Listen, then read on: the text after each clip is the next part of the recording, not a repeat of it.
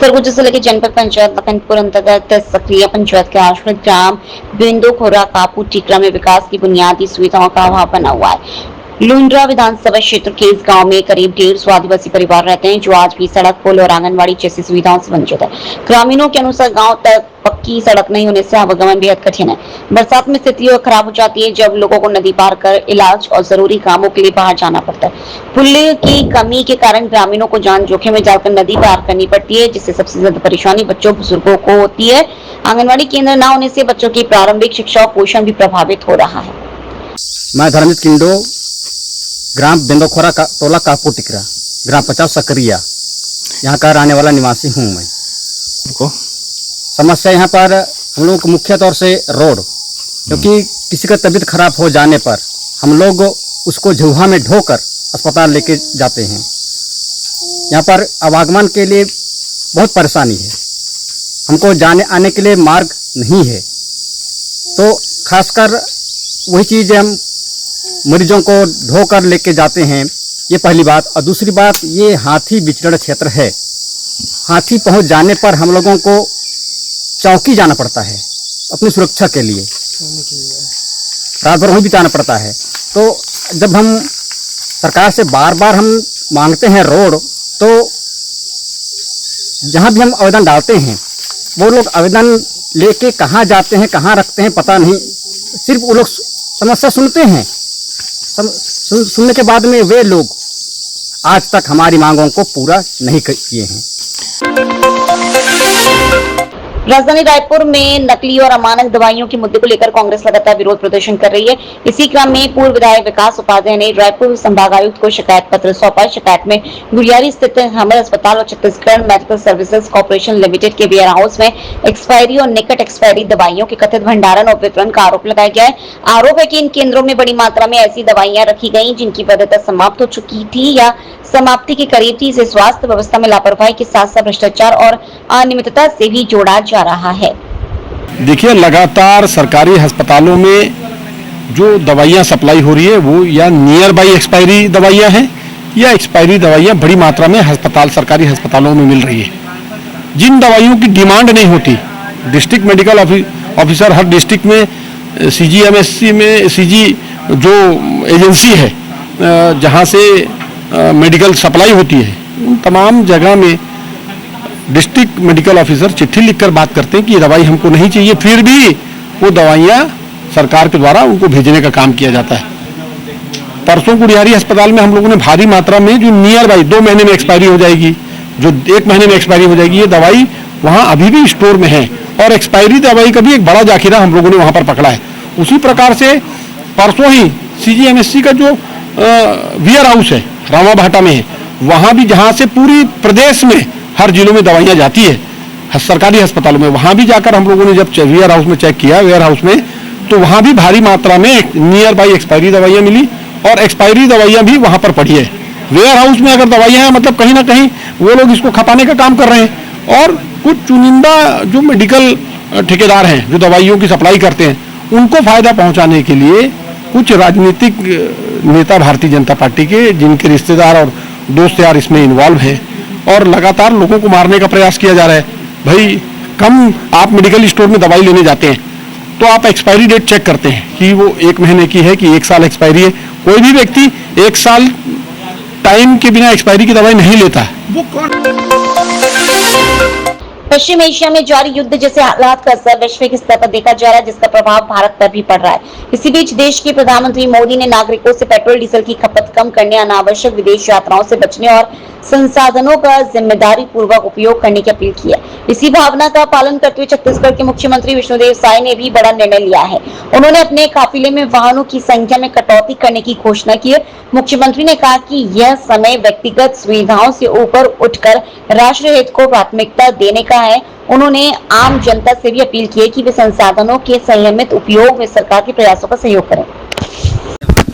पश्चिम Asia में जो वार की स्थिति है और उससे पूरा विश्व प्रभावित है और हमारा देश भारत भी प्रभावित है। और माननीय हमारे देश के यशस्वी प्रधानमंत्री जी ने देशवासियों से आह्वान किया है कि डीजल पेट्रोल की भी खपत कम करें और सोना वगैरह की खरीदी भी कम करें, विदेश यात्रा वगैरह भी कम करें। तो उसका पालन हमने भी किया है। हमने भी अपने मार्केट में कटौती की है। अब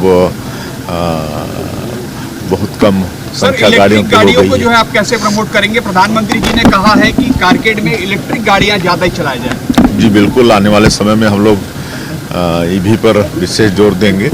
सर, गरियाबंद जिले के मैनपुर ब्लॉक अंतर्गत बहराजी पंचायत के बोयर गांव में रहने वाले कमार जनजाति परिवार को गंभीर स्वास्थ्य समस्या का सामना करना पड़ रहा है। यहाँ धनेश नेताम के 3 वर्षीय पुत्र को जन्म से एनोरेक्टल मालफॉर्मेशन की बीमारी है। परिजन इलाज के लिए जिला अस्पताल पहुंचे थे, जहां प्राथमिक उपचार के तौर पर पेट से पाइप लगाकर छोड़ दिया गया, लेकिन आगे उचित इलाज नहीं मिल सका। परिवार का कहना है कि पिछले 3 वर्षों से बच्चा ऐसी अवस्था में जीवन जी रहा है और लगातार इलाज की आवश्यकता है। उन्होंने राज्य सरकार से बच्चे के समुचित उपचार के लिए मदद की गुहार लगाई है। मोर भैया अभी वर्तमान में मैं जनपद सदस्य हूँ क्षेत्र क्रमांक 4 से। तो मोर आश्रित गांव बेहराडी में एक फलेश कुमार है, विशेष पिछड़ी जनजाति कमार जाति के लड़का है। तो डिलीवरी के लिए वो मैनपुर ले गई। डिलीवरी तो हो गए वहाँ, लेकिन वहाँ बच्चा के गुदाद्वार नहीं रही से। गुदाद्वार नहीं हो के वजह से फिर वो गरियाबंद रिफर करीन। गरियाबंद रिफर के बाद फिर वो डीके रिफर कर दिन। डीके रिफर करे के बाद तत्कालिक व्यवस्था के लिए बच्चा के साइड से ना ऑपरेशन करके थोड़ा छेदा कर दिन मन। ओकर बाद फिर कुछ दिन ओकर बाद फिर वापस आ गए। ओकर बाद मितानिन के माध्यम से फिर डीके ले गई। करीबन 3 बार डीके ले गए हैं। तो अभी तक जो मेन जो पाइप नली है वहाँ जुड़े नहीं है। बहुत दिक्कत है। एक विशेष पिछड़ी जनजाति के कमार हरे, एक पास अभी आय के जरिए कोई भी साधन नहीं है। बांस बर्तन बना के जीवन यापन करत है। लेकिन दिक्कत की बात है कि जिला के जो जिम्मेदार अधिकारी है, सहायक आयुक्त है, कलेक्टर साहब है, इकर मन के पास जाए के बाद भी एक 10-20 हजार के रुपये सहायता नहीं मिला। बड़ा दुखद घटना है। आज सरकार बहुत बड़े दावा करते, लेकिन एक विशेष पिछड़ी जनजाति के बच्चा की इलाज के लिए पैसा नहीं वाली बात करते। ये बहुत दुखद घटना है। मैं शासन प्रशासन से निवेदन करता हूँ कि ये बच्चा के इलाज हो, बस मोर ही निवेदन है। बीजेपी कार्य समिति की बैठक को लेकर राजनीतिक बयानबाजी तेज हो गई है। छत्तीसगढ़ कांग्रेस अध्यक्ष दीपक बैज ने बीजेपी सरकार पर निशाना साधते हुए कहा कि सरकार ने 2.5 साल में कोई ठोस काम नहीं किया है। उन्होंने आरोप लगाया कि सरकार अपने वादे पूरे करने में विफल रही है और मुख्यमंत्री व मंत्री जनता को जवाब देने की स्थिति में नहीं है। दीपक बैज ने यह भी कहा कि जनता के बीच जाने के लिए बीजेपी नेताओं को प्रशिक्षण दिया जा रहा है और झूठ बोलने की ट्रेनिंग दी जा रही है। वहीं इस बयान पर प्रतिक्रिया देते हुए भाजपा सांसद ब्रजमोहन अग्रवाल ने कहा कि बीजेपी साल भर सक्रिय रहने वाली पार्टी और इसके काम का परिणाम विभिन्न राज्यों के चुनावों में देखा जा चुका है। देखिए क्या है, भारतीय जनता पार्टी की सरकार ने इस 2.5 साल में कोई काम किया नहीं। अब जनता के पास किस मुंह से जाएं? उन्होंने जो वादा करके आए, कोई वादा पूरा हुआ नहीं। मुख्यमंत्री से लेकर मंत्री कोई जवाब देने की स्थिति में नहीं है। तो अगर जनता के बीच में जाना है तो किस मुंह से जाए? तो इसलिए ये 2 दिनों से जो इन्होंने ट्रेनिंग चल रहा है, ये जनता के बीच में जाकर फिर ये झूठ बोलने का ट्रेनिंग ले रहे हैं, ताकि आने वाला समय जो 2.5 साल चुनाव बाकी है उसमें जाकर झूठ बोले और अपने किए कर्मों को ये दबाने का प्रयास करेंगे और कहीं ना कहीं ये ट्रेनिंग झूठ बोलने का ट्रेनिंग। बीजेपी की सामान्य प्रक्रियात्मक बैठक साल भर चलती रहती है और इसीलिए अभी चुनाव के बाद बीजेपी के कार्यकर्ताओं को अब आने वाले समय के लिए संदेश देने के लिए, आने वाले समय के लिए कार्यक्रम तय करने के लिए, और ये भारतीय जनता पार्टी की प्रदेश कार्य समिति की बैठक आज हो रही है। और इस बैठक में 3 महीने के, 6 महीने के और अगले 1 साल के जो कार्यक्रम हैं वो तय किए जाएंगे। और इसमें क्योंकि जिलाध्यक्ष तक के लोगों को बुलाया जाता है तो उनके माध्यम से जिलों में भी पूरा संदेश पहुंचाया जाएगा। नीट पेपर लीक मामले को लेकर छत्तीसगढ़ कांग्रेस अध्यक्ष दीपक बैज ने सरकार पर गंभीर आरोप लगाए हैं। उन्होंने कहा कि पिछले 12 वर्षों में इस तरह की घटनाएं कई बार सामने आ चुकी हैं, जिससे युवाओं का भविष्य प्रभावित हो रहा है। दीपक बैज ने आरोप लगाया कि सरकार छात्रों के भविष्य के साथ खिलवाड़ कर रही है और पेपर लीक एक बड़ा घोटाला है। नीट पेपर जो लीक हुआ है, बिल्कुल पूरे देश में पेपर लीक की जो घटनाएं घटी है ये पहली बार नहीं, ये 12 सालों में कई दफे ऐसी घटना घटी है। और देश के युवाओं के साथ ये सरकार उनके भविष्य साथ खिलवाड़ करने का काम कर रही है।